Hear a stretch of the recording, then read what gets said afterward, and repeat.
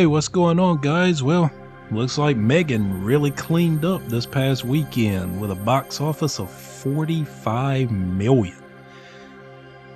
It's easy to say that this is a new franchise that's probably going to be around for a while. I know that some people have been asking about sequels and stuff. They haven't confirmed that yet, but I cannot see them not exploring that or even going that route, because seems like she's the new hotness in terms of horror villains. So I guess we'll wait and see. But I did read a story today that the writer for the film said that it was supposed to be a lot gorier than what we ended up getting. I haven't went and seen it yet. I'm planning to go see it this week, so that way I can give you guys my review. I just didn't make it this weekend. The writer, she said that there's possibly going to be a director's cut when this releases, so I'm guessing they're going to actually have the gorier bits that didn't make it into the final cut that we get to see in the theaters. And I think a lot of that had to do with the studio not wanting teenagers to be able to go and see it, because there was a really big buzz with teenagers about this film, and so they dumbed down the violence quite a bit, so that way they could make that sweet high schooler money. But got the article right here pull up on this. Give me just a second. So on Collider.com it says M3gan slays first weekend with 45 million at the global box office. It says the latest horror film to star a scary doll, M3gan, took the internet by storm with a consistent presence and marketing push leading up to its premiere on January 6. While a big marketing campaign doesn't guarantee a turnout at the theaters, M3gan has proved that audiences are still obsessed with killer dolls, as the film made an absolute killing at the global box office this weekend.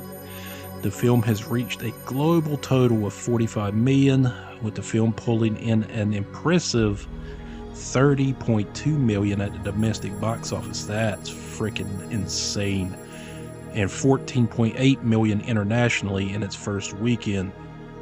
The film was shown in 3,509 theaters across North America and actually started the weekend off by beating Avatar: The Way of the Water in its Friday box office by bringing in 11.7 million at the start of the 3-day weekend period, with Avatar picking up 11.4 million at the start of its fourth weekend. While the James Cameron blockbuster has retained the top spot for the weekend, M3gan has taken a solid second place, displacing DreamWorks' Puss in Boots: The Last Wish from the spot that it held for the first two weekends, pushing the animated feature to third. That's insane, man. A new, fresh horror franchise with an unestablished villain has come out the gates making basically Michael Myers, Jason Voorhees, Chucky numbers, because that's normally what you would see from something established, not something just brand new like that. And the fact that it was nipping at the heels of Avatar is freaking amazing. Even though, let's be real, Avatar has had a 4-week head start, so you know, there's that. But just the domestic numbers, man, 30.2. I haven't seen numbers like that in a while for a horror movie. I don't even know if Halloween did that, or the past two Halloweens, with Halloween Kills and Halloween Ends, because of the streaming service deals that they had with Peacock. I'm sure that hurt the box office, even though they still made insane gobs of money from both of those movies, even though I didn't care for neither.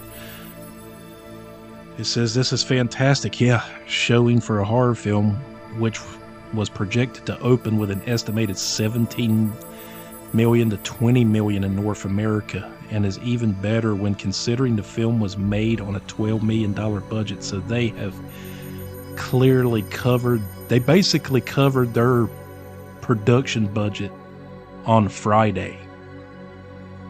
In one day, they made back their money. So the rest of this is just bank. It says the film's viral media campaign, which included being able to have a DM conversation with the doll on Twitter. Yeah, that was pretty neat. And creepy, because I don't like creepy dolls. I think we've all learned that about me. Definitely put it in front of many eyes as possible. But the film seems to be garnering major success from strong reviews and word of mouth. And in the next article, it says that M3gan is now certified fresh on Rotten Tomatoes, which surprises the hell out of me, because Rotten Tomatoes has never been really kind to horror movies. Well, move over, Chucky.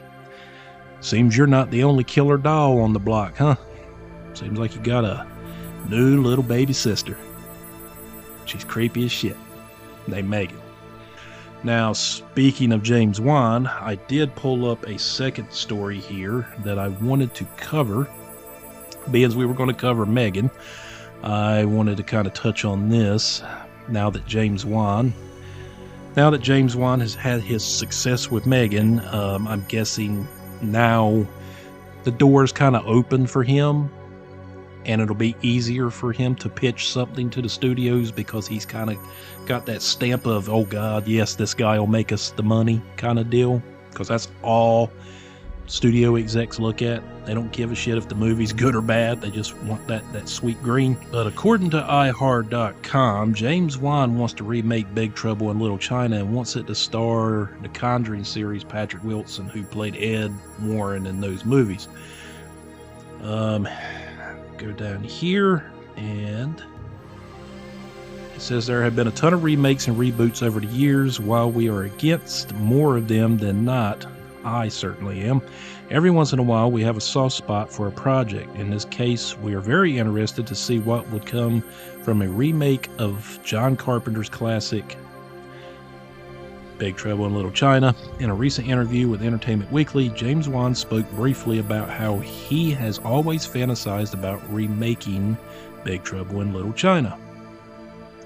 Big Trouble in Little China, say that again, is an absolute staple on would be placed high on my list of all-time faves. The ultimate tale of good versus evil, light and magic versus dark. Now, Wan has gone on record stating that he would love to make this remake a reality, with Conjuring star Patrick Wilson in the starring role as Jack Burton. Recent combination of Blumhouse Pictures and Atomic Monster is a huge powerhouse, and one that is capable of creating just about anything it chooses to. So, the big idea of a Big Trouble in Little China remake isn't too far-fetched right now. Even with the power to make something like this happen, Wan has already stated that this is just a fantasy and that he will not actually try to get this made in reality. Yes, you will. You're going to try. You wouldn't be talking about this, James Wan, if you weren't going to pitch this to some studio exec. Clearly, you want this to happen. One of the big reasons I love working with Patrick on my films is he's such a film buff, Wan told Entertainment Weekly. He's truly a film geek, and when we're working together, a lot of times we're not focused on the films we're shooting. We're talking about other movies. We all love to geek out about John Carpenter, about Big Trouble in Little China. You know, that's a big film for Patrick and myself, and we always fantasize about doing a remake of. But that's never going to happen. I mean, it's a sacrilege movie. Exactly. So there's that. Yeah, I don't believe that. If he didn't want this to be a reality, he wouldn't have brought this up in the interview. Here's my thing. I don't mind it so much, provided that you do it with love and care and don't change it so much. That's the problem with so many of these freaking remakes, is they change it so much from what made the original special. And I don't mean you have to tell the story from front to back verbatim. You can modify some things here and there, but some of these directors just go overboard with these remakes, and they change so much that it robs that story of its heart, its soul. Case in point, and it's totally not even related to horror. One of my all-time favorite movies is the Patrick Swayze, Keanu Reeves classic Point Break.